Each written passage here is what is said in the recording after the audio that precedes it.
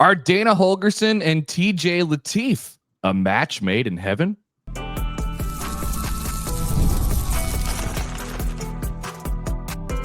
You are Locked On Nebraska, your daily Nebraska Cornhuskers podcast, part of the Locked On Podcast Network, your team every day. Hello, and thanks for making Locked On Nebraska your first listen every day. We are free and available wherever you get podcasts and on YouTube, part of the Locked On Podcast Network, which is now the #1 sports podcast network, your team every day. And today's episode is brought to you by FanDuel. Right now, new customers can bet just $5. And if your bet wins, you'll get $300 in bonus bets to use across the app. Download FanDuel today. All right, hello. It is Sunday, our weekly reaction pod. Nebraska is victorious. The Huskers defeated UCLA 28-21 late Saturday night into Sunday morning, depending on your vantage point, at the Rose Bowl. 7th victory in the regular season for the first time since 2016. That's a notable accomplishment for this program. First win on the regular season on the West Coast since 2014. First win at UCLA for Nebraska since 1993. This was the 4th road victory under Matt Rhule and the 4th season consecutively that Nebraska has increased its win total in the regular season. I don't know if this is a brag or not. I think this is more kind of a statement on where the program was at or has been at very recently. But from 4 in 2022 to 5 in 23, 6 last year, and now 7 victories to go with 3 losses in 2025. So put a bow on it, man. Chance to get 8, chance to get 9 in the regular season. It's going to be quite difficult, but there is still 2 more games left to play with. What do you mean? We saw both of those teams go down yesterday. Yeah. Iowa and Penn State against college football playoff likely participants. Correct. They did not. They did not lose second to. They did not lose to just your run-of-the-mill top 25 teams. They lost to excellent football teams late and clutch. So, yes, we could talk about the next 2 games, of course, all throughout the week. But we go to the Rose Bowl last night. Nebraska won 28-21, like Mitch said, against UCLA. Quick stats first. TJ Lateef, Nebraska's starting quarterback, 13 of 15, 205 yards and 3 touchdowns. Emmett Johnson, 28 carries for 129 yards and a touchdown on top of 3 catches for 103 yards and 2 touchdowns. I mean, where do you start, Mitch? Do you start with Lateef and how steady he was, or do you start with Emmett Johnson and his growing All-American campaign? Yeah, I think we should start with TJ Lateef because this was such a this is a once in a lifetime thing for him. He will never again start his first game as a Nebraska quarterback, as a college quarterback. And to do what he did, to go on the road and win a conference game. And TJ had to win it. Let's be clear. This wasn't just hand the ball to Emmett Johnson and let him win the game. That was some of the game plan for sure. I don't usually do this because we make those picks every Thursday and then we just kind of forget about him. But we should mention that we set Emmett's over-under last week at 131.5. He got 129. Connor, you also said that Nebraska was going to win this game 27-20, and I said 24-21. So both of us just about nailed it. It is pretty amazing. Like I tweeted out late last night, like it is pretty cool when the game, and I think this is a little bit of a referendum on like Nebraska's program and how stable it appears to be at the moment. Like there is something cool about when a game turns out exactly like it looked on paper. It turned out exactly like it looked on paper. And that's because you know what to expect kind of from Nebraska's program is very predictable at this point. That's not bad. I'm telling you, that's not a bad thing. Right. We've seen the opposite. Yeah. What was not predictable is that TJ Lateef was going to come out and complete every pass he threw until the 4th quarter, until midway through the 4th quarter. Hit his first 11 throws. He was over 160 yards at halftime. Now the two big short throws, the two long touchdown throws to Emmett Johnson had a lot of yak. He had the 56-yarder on the screen pass in the first half, and then there was the 40-yard wheel route early in the second half where Emmett did a lot of the work and his offensive line. You had an Isaiah Hunter doing work out there blocking on the perimeter, and then you had Rocco Spindler and Justin Evans providing a road clearing project for Emmett to race down the sideline at the Rose Bowl. But nonetheless, for TJ to see those and hit those, he made a really nice throw on that wheel route, executed the play extremely well. UCLA was not ready for it. The 56-yarder to that was the 40-yarder to Johnson. So this was TJ Lateef's night. Despite Emmett Johnson being the first Nebraska running back ever to go for 100 yards receiving and 100 yards passing in the same game, this was TJ Lateef's night. The work that he did to not commit a turnover, to be composed. And they asked him in the second half to actually make some throws and do some things with his arm that Nebraska needed to win this game. Yeah, if you laid out a plan and like you look at the spray chart post game and it's like, okay, what were his throws and how many did he throw and what kind of pressure was he under and like all those things combined, I would have drew it up exactly like this. And that's a credit to Nebraska because they had game control basically the entire game, so the script was on their side. And you're right, as it came into later in the game, as UCLA was mounting a comeback, he did have to, throw it beyond the line of scrimmage and roll out. But I thought they put him in really good positions. And I thought TJ executed the throws. Like, yeah, you obviously have to give him credit for that. But, he made a couple nice throws in the run, whether it's running to his left or to his right, across the middle of the field. A lot of that stuff, a couple screams, like you said, that busted and went long. But he was exactly what they needed him to be, exactly what they needed. And the offense was definitely, tailored a little bit, but he did a great job operating it for sure. He made one to Dane Key in the fourth quarter where I thought Nebraska was starting to slip with some of its momentum. Well, the Huskers did slip with their momentum at multiple points in this game because of Nico Iamaleava's ability to just do whatever he wanted for the most part. Not always, but for the most part in the QB run game. And there were times where Nebraska, even after it built a 28-7 lead, had to get something from Lateef to extend a drive, even if that drive didn't end in a touchdown. There was one play in particular on a third and relatively long where he was rolling out and UCLA called a good defensive play, had pressure on him in his face, two defenders coming at him, and he was running toward them, and he was still able to get the ball out, took a hit, and put it in a perfect spot for Dane Key to catch. That's going to stand out for me when I think back on Lateef's performance, because it wasn't just like have the training wheels on, let him do things, get him into positions where that was not a position that Nebraska necessarily wanted him in, and he executed in that moment. I don't say that as I don't say that to take away anything from him. Like there is obviously things like I think they made it easier for him, but at the same time, you have to put a guy in there who's going to be decisive, quick with those decisions and execute the throws and the plays. And he did all of that stuff. He looked really decisive. I mean, he looked like he wasn't afraid, and is mostly what you want out of a freshman quarterback who's making his first start, especially, with all the going back home and all that stuff. I really thought his only kind of poor looking throw was his first touchdown to Barney and just kind of came out of his hands like a duck, and Barney went out and made the play for him on an incredible catch at the goal line. But nothing against him at all. Obviously it ended up in a touchdown. So he was excellent. He was exactly what they needed him to be.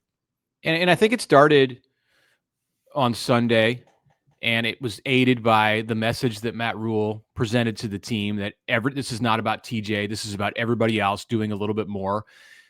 And you could see that show up quite a bit with the offensive line, with Emmett Johnson, with some of the play of the receivers. There were moments on defense where you could see that show up, but not just that. Like, let's not just give credit to Matt Rhule and to Dana Holgorsen, who had arguably his best moment as Nebraska's offensive coordinator in 14 games. I would put this right there with the Wisconsin game a year ago as this is the reason you hired this OC kind of moment.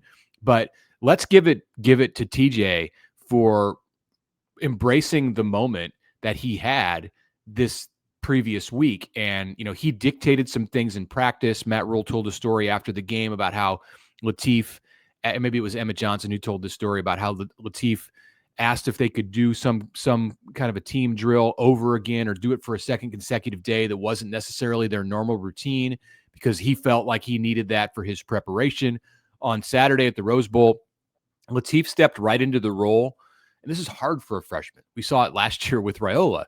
He stepped right into the role to be the guy that led Nebraska out of the locker room for warmups and to come on the field when they entered the playing field before kickoff. So, and the older players, they welcomed that. They understood that TJ had to be the guy if Nebraska was not just going to have a chance to win on Saturday night in Pasadena, but to be able to do something here in these next 3 games, because there's a lot out there that this team still wants to accomplish. And you saw TJ get carried around literally on the shoulders of his teammates in the locker room after the game when they celebrated. Yeah, had the post game interview too. Rhule kind of brought him in, and yes, it was a really, really cool sight. Nebraska will, they will need to continue to put him in good positions, and then he'll need to continue to execute over the next couple games, like we mentioned at the top of the show. Those are going to be big bears to try and take down but you have a bye week in between, and so go from there. Yeah, as bad as Penn State's season is going now with 6 losses, Beaver Stadium on November 22nd is not going to be the friendly environment that TJ Lateef found in the Rose Bowl on Saturday night with 20,000 plus Nebraska fans in attendance. That will not be the case in Happy Valley. What he will have as a security blanket is number 21 lining up next to him in the Nebraska offensive backfield. So let's take a break, and then we'll come back and we'll talk about what Emmett Johnson did Saturday night against UCLA and what it might mean for him and Nebraska and all of his postseason accolades that are to come after this break. All right, the holidays are going to be here before you know it, depending on how you approach the month of November. Maybe they are already here, which is exciting. But getting your home ready for guests and celebrations can feel like a lot. Maybe your serveware needs a refresh, or the guest room could use some new bedding. I've heard all of these types of things spoken at my house in various years, expecting more of that here this year. Wayfair is what you need to pay attention to. Wayfair has everything you need to get your home holiday ready, from Christmas trees and wreaths to bedding, cookware, outdoor inflatables. You need some of those. It's your one-stop shop for every room inside and outside of your house. Wayfair makes it easy to personalize your home for the holidays with a huge selection for every style and budget, and with free and easy delivery.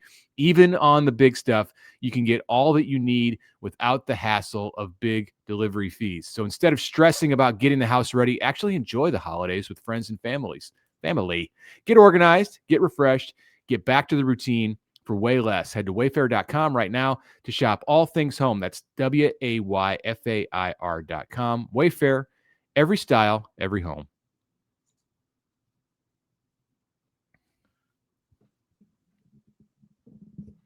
Very proud to announce that Locked On, the podcast network as a whole, is the #1 sports podcast network. So we're #1. Pat ourselves on the back for that. We are happy to be a part of the Locked On network. So welcome back on a Sunday reaction show. Connor Hamper, Mitch Sherman with you. Emmett Johnson, once again, 28 carries for 129 yards and a touchdown.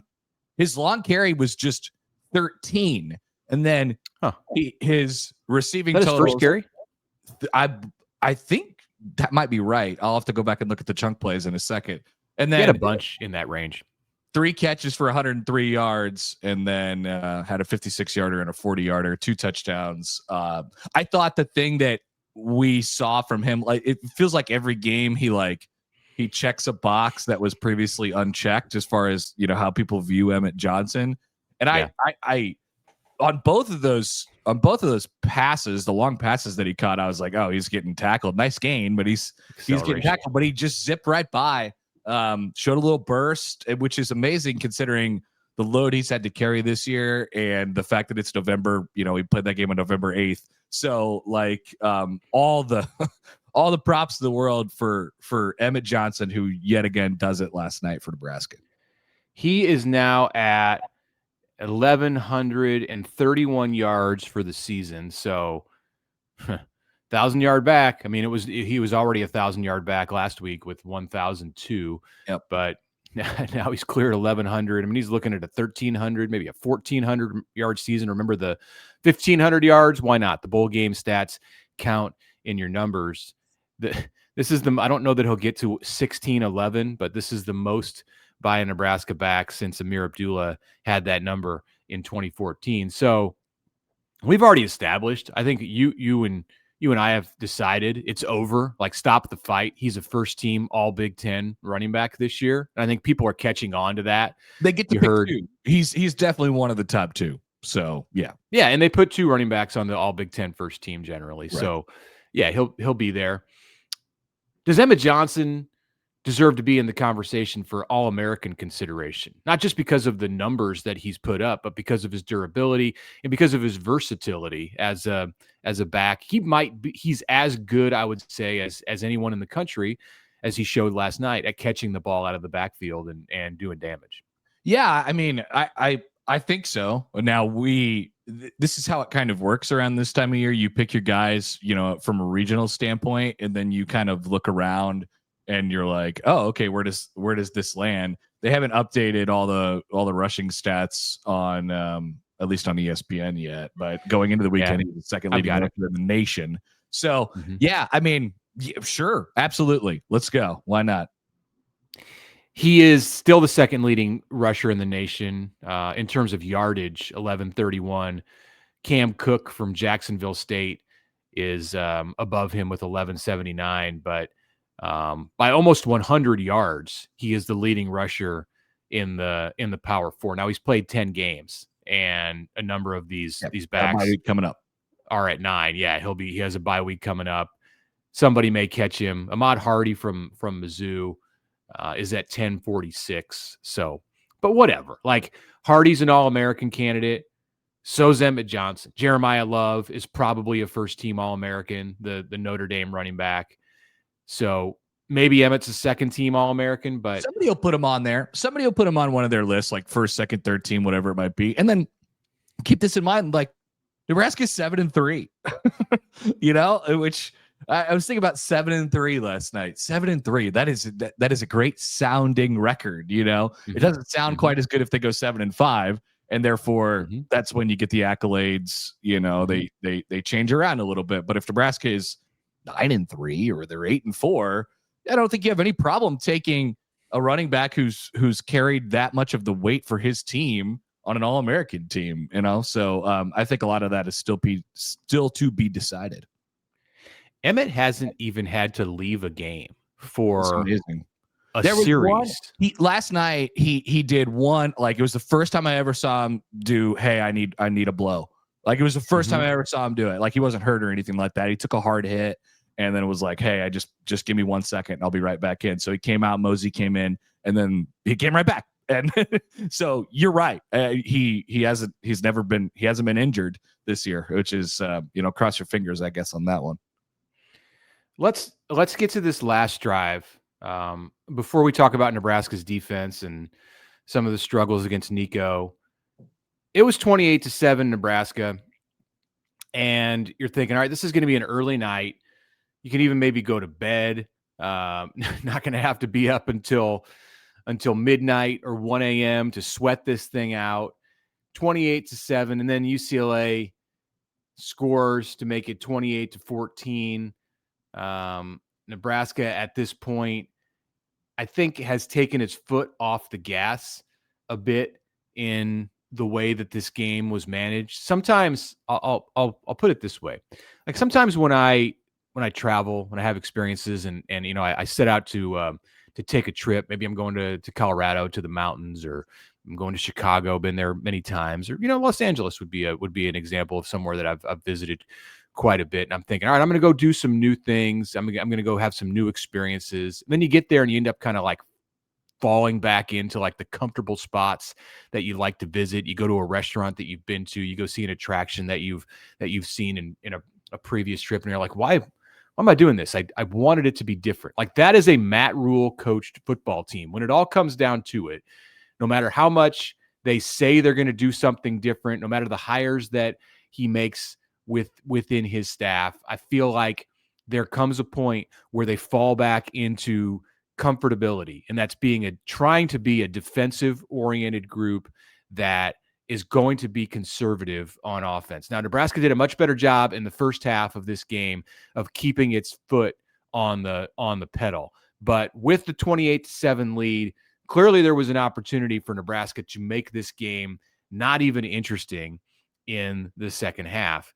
And they took something off. They lost a bit of their aggressiveness, and it almost cost them in the end. Like, they needed to make plays in the final 4 minutes in order to avoid a situation where UCLA and Nico had the ball back down 7 points with a chance to go win or tie.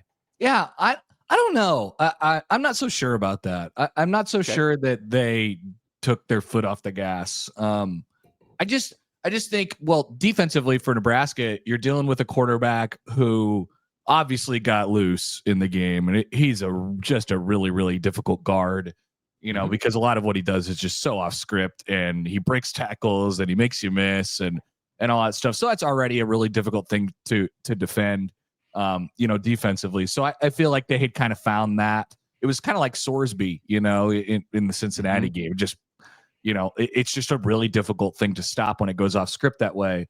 And then I think offensively, they were doing the exact same stuff that they did before. It's just UCLA was way more keyed in on the fact that they were going to do it, and because they had because Nebraska had a 3 touchdown lead.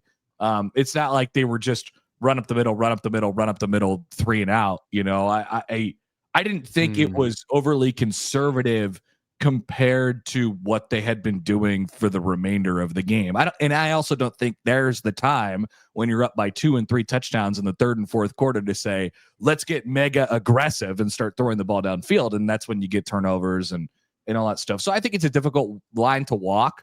Obviously you don't like the result, the fact that they, gave up that comeback, but I just don't know if it was because it was like, I think most of it is just, it's human nature. Not so much of play calling and like we took our foot off the gas in that regard. It's just human nature. Like, we're up by 3 touchdowns. We're chilling. It's all of our fans. Like, you just don't have that edge you probably had. And that could be worked on too. But I just don't know if it was like, a conservative effort for Nebraska. I say knock them out when they're down. Nebraska was probably one punch from knocking UCLA out when it was 28-7. And it's not all about the offense. I will say that. I will definitely give you that. But it's 28-7, and UCLA gets a 45-yard screen pass or short pass to a running back, Anthony Woods, to make it 28-14. So the Bruins answered after their first touchdown drive. They had to grind out, and it took almost 10 minutes off the clock. Nebraska allows UCLA's second touchdown drive to eat just 100 seconds, 99 seconds off the clock, make it 28-14. So it's 28-14. Nebraska gets the ball back. There are 10 minutes to play in the third quarter, and you're up by 14 points. So this is not the moment to think, all right, we got the game put away. And here it comes. Emmett Johnson run up the middle. Emmett Johnson run up the middle. Emmett Johnson run up the middle. Now that got a first down, but then TJ Lateef. Yeah, they got a first down. Yeah. Yeah. TJ Lateef rushed for 1 yard. Lateef passed to Barney. And then you go back, run up the middle. You get in a 3rd and 5. And that's when they threw it short of the sticks to Barney. Yeah. That's when they threw it short of the 6 to Barney. And like they got 2 first downs on that. And that's extending the drive. It's not like it was just like, yeah, we're cool with just giving it back to them. So I think they were going for it. You're also limited with your quarterback, but once again, I think it's just kind of human nature of like, hey, we're sitting in a really good spot right here. And then I don't mind if you're up by 2 touchdowns, like saying outward to your offense, like, hey, just let's not make a mistake here. All right. Yeah. Because time is on your side. I don't have an issue, and we'll take a break here in a second.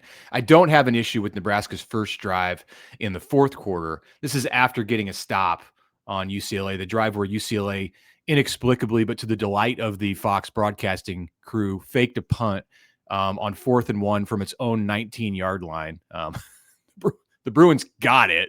How do you do? Like, if you're going to fake a punt, you want to be in a position to capitalize on that and then score on that drive. UCLA still had 80 yards to go to score a touchdown on that drive. I don't know in the third quarter if that was the time to burn the fake punt for UCLA. But whatever. Nebraska gets it back after the defense stops the Bruins following that fake punt, and the Huskers get into a 3rd and 13 early in the fourth quarter and decide to just cut their losses and hand it off to Emmett Johnson for a 1-yard gain and then punt it down where Archie gets them punted it down to their 4-yard line after an unsportsmanlike conduct penalty on UCLA for handing the football to Nebraska as the Huskers walked off the field, which was a ticky-tack call, but it was just a 4-yard penalty, and UCLA then ends up going 96 yards anyway to make it 28-21. So I will admit it's ticky-tack stuff, but we've seen it kind of week after week where Maryland, Northwestern, and now UCLA have mounted comebacks against Nebraska after the Huskers had what appeared to be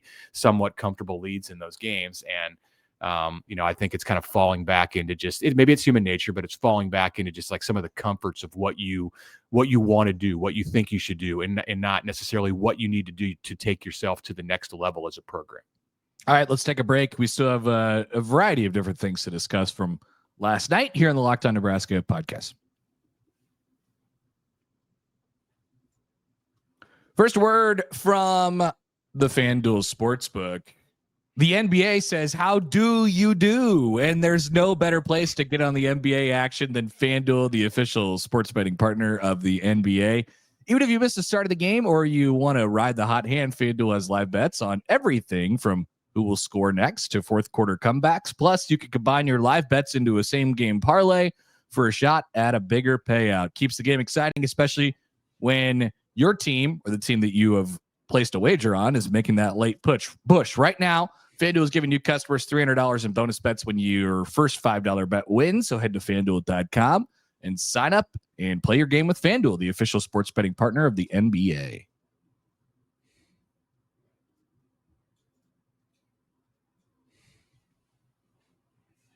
All right, we're back. Final segment, Sunday reaction show, Locked On Nebraska podcast. Mitch Sherman, Connor Happer with you. We will have continued episodes all through this bye week for Nebraska. Not sure yet what the Huskers' schedule is going to be. If we'll hear from Matt Rhule on Monday, that's what Nebraska did in the previous bye week. So I would expect that we'll get something similar to that. Although they're a bit off schedule. Nebraska stayed on schedule almost all night offensively Saturday at the Rose Bowl. They're a bit off schedule on the trip home because of the red-eye flight that awaited the Huskers when they departed the Rose Bowl late in the evening. Rhule wished the media well as he left the room and asked if the folks there were staying overnight. And he said, I'm about to get on a plane and I'll get home at 6 a.m. So you all go have a nice dinner and enjoy yourself.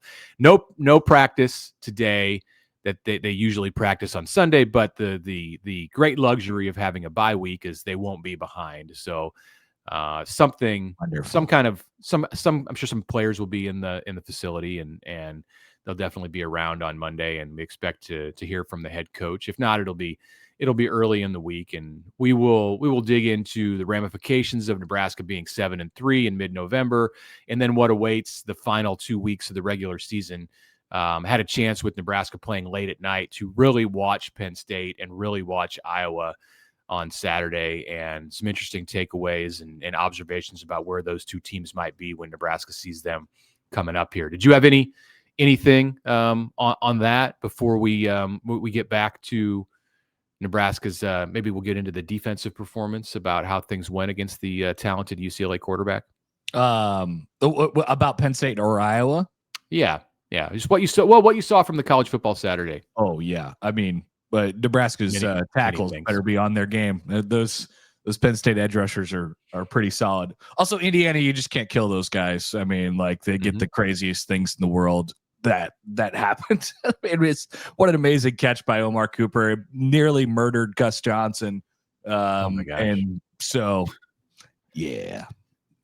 We'll have a conversation. Finally, they've almost finally rendered Curt Cignetti speechless. Like he dropped the cool guy routine after the game. Like I would have wanted to fire a bottle through my television screen if Cignetti had come onto the TV after that and said, "Yeah, we expect to do that. That's how it's supposed to go. We're Indiana." But he did not do that. He was like, "This is amazing. That was a great win. Incredible place to do it." He was almost shocked. At some point, you got to realize, like, I have been kissed by God, or something. Something has happened where I have this great fortune on my side, and I'm glad he acknowledged. I enjoyed seeing that. I enjoyed seeing that from Cignetti. Like he did seem to finally recognize that was not a normal thing that happened there. But nothing is normal with what's going on for Indiana, which is won now at Penn State, Iowa, and Oregon in this. They should be number one. They should. Why would they? If Ohio State had done the same thing, the Buckeyes would be hands down number one, and they are hands down number one because they're Ohio State. So whatever, it doesn't matter. They're going to play. They're going to play in Indianapolis in a few weeks, and they'll figure that out. All right, let's talk about what the Nebraska defense did on Saturday night. So Iamaleava, he rushed for what seemed like 1,077 yards in this game, but the stats tell me a different story. Somehow they say that he rushed 15 times for a net of 86. That's after being sacked 3 times. By the way, we'll start with this and say something nice. Nebraska's edge rushers, Keona Davis. I think Keona Davis played his best game at Nebraska. He had a sack, and Williams Nwaneri also had a sack in this game. So the future, that's the future right there. You can build around that. You can build around those two guys, give them another offseason in this program, and Davis and Nwaneri can start to become a ferocious pair of edge rushers themselves. They are not that right now. They are not consistent enough.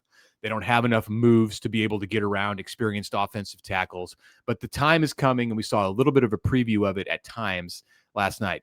Nwaneri leads the Nebraska defense with 2.5 sacks this year after his sack on Saturday night. Also a sack that was contributed by a blitzing Sierra Wright, who teamed up with Riley Van Poppel. So they got to Nico 3 times. Well, they got to him a lot more than that, but he just had this ability to escape and run, and it was for sure frustrating for John Butler and Matt Rhule and all of those Nebraska defensive people.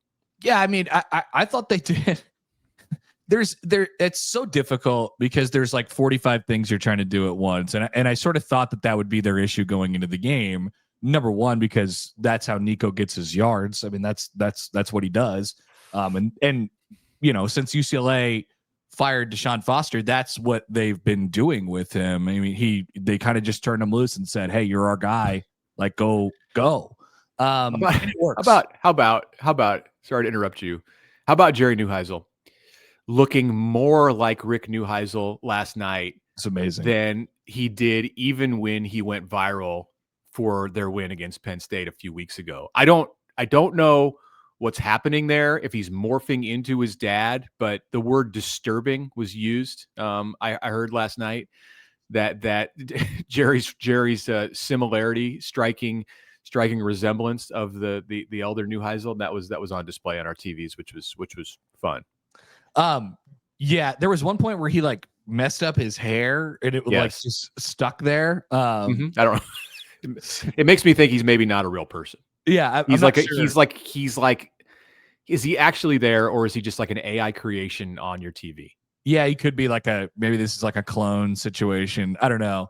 It's like Tom Brady, like where he says that he cloned his dog. Yeah. So I'm not sure. And we're going to find out in like 2 weeks that he actually cloned himself, and that's why he played until he was 50 years old. Yeah, we're going to have to get some answers on that one. But like Nico, Rick Neuheisel may have done the same thing, and he's now the offensive coordinator at UCLA. Well, you know, maybe he gets to stay after this interim season gets wrapped up. But you know, I just think, you know, Nebraska, they're trying to stop the run first and foremost, obviously, and to do that, it obviously needs a little bit of help because you're just smaller up front and you're trusting your corners to go guard. And then when Nico's back there in the pocket making plays, like you're guarding for a long time, and you saw that happen a few times where the guys just broke open late. Just a really, really hard thing to do, guard receivers for 5, 6, 7, 8 seconds.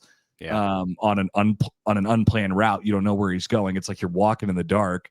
And then the added, like, he's going to run. And so you could try and spy him, but you just never know where he's going to be. So I thought Nebraska did about as well as they could with that. It's just a really tough guard. They had to make sure that they weren't able to get the traditional run game going, because that's where everything sort of starts. And they did that. They did a good job with that.